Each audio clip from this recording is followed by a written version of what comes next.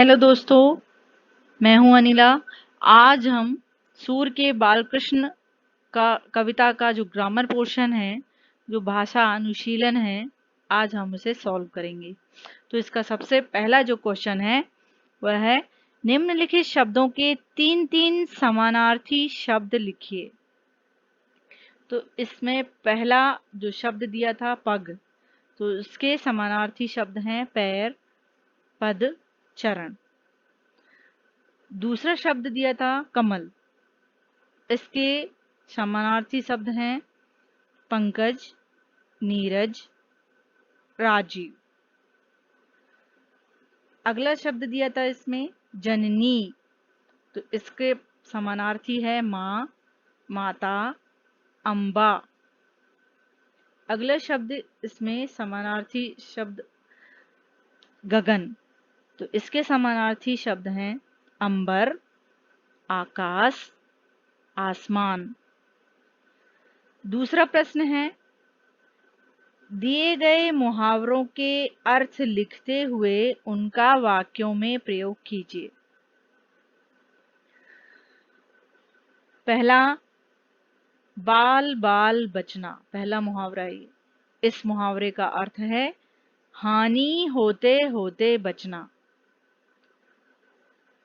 वाक्य प्रयोग, बालक दुर्घटना से बाल बाल बचा। दूसरा मुहावरा है सिर धुनना, अर्थ है पछताना। इसका वाक्य प्रयोग है हानि होने पर व्यापारी सिर धुनने लगे। अगला मुहावरा है कान का कच्चा, बिना विचारे दूसरों की बात पर विश्वास करना। वाक्य प्रयोग है अधिकतर महिलाएं कान की कच्ची होती हैं। नाक में दम करना अगला मुहावरा है। अधिक, इसका अर्थ है अधिक परेशान करना। वाक्य प्रयोग है इसका छात्रों ने शिक्षक की नाक में दम कर दिया। अगला मुहावरा है मुंह की खाना, अर्थ है इसका पराजित होना। वाक्य प्रयोग, अंग्रेजों ने युद्ध में मुंह की खाई। अगला मुहावरा है पेट में चूहे दौड़ना, इसका अर्थ है अधिक भूख लगना। वाक्य प्रयोग, अधिक परिश्रम करने से पेट में चूहे दौड़ने लगे। अगला मुहावरा है पांचों उंगली घी में होना, अर्थ है अधिक लाभ होना। वाक्य प्रयोग है इसका सेठ करोड़ी मल की पांचों उंगली घी में है। दोस्तों, यहाँ मैं एक बात बताना चाहती हूँ कि कभी भी जब हम मुहावरों का वाक्य में प्रयोग करते हैं तो वाक्य में कभी भी मुहावरों के अर्थ नहीं रखते हैं। हम हमेशा मुहावरे ही वहां पर वाक्य में हम शामिल करते हैं।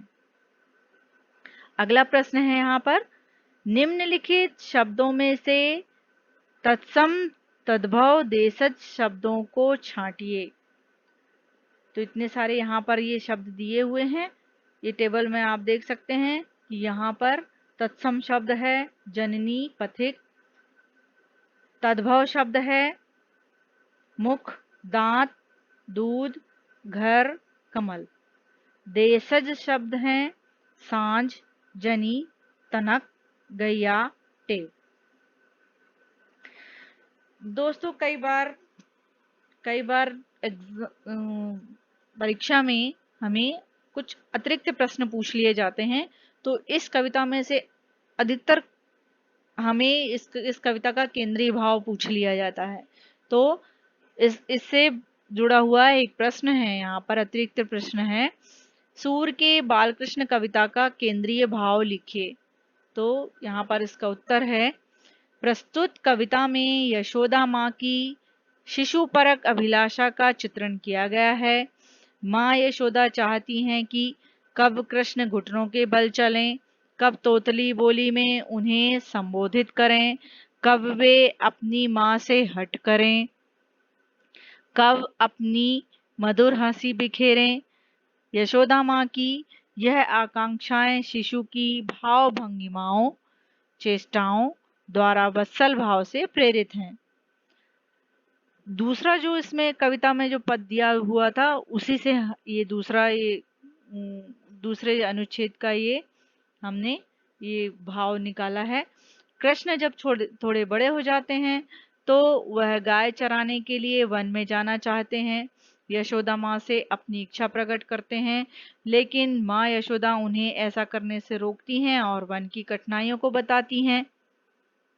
यहाँ पर कृष्ण की सुकुमारता तथा प्रकृति की कठोरता की चर्चा की गई है। माँ यशोदा उद्धव के माध्यम से देवकी को संदेश भेजती हैं। यद्यपि कृष्ण अब राजा हैं, किंतु माँ का हृदय तो अपने पुत्र को शिशु रूप में सदैव अनुभव करता है। इसीलिए वह देवकी के लिए संदेश भेजती हैं कि कृष्ण को सुबह सुबह माखन रोटी अच्छी लगती है। वह बहुत मुश्किल से नहाते हैं। देवकी बिना कहे ही संकोची कृष्ण की बातों को समझ जाना। यहाँ पर मतलब जो कविता का आखिरी पद जो हमने देखा है उसमें माँ की वात्सल्य भाव रूपी उक्तियां प्रकट की गई हैं, मतलब उस कविता के उस भाग में।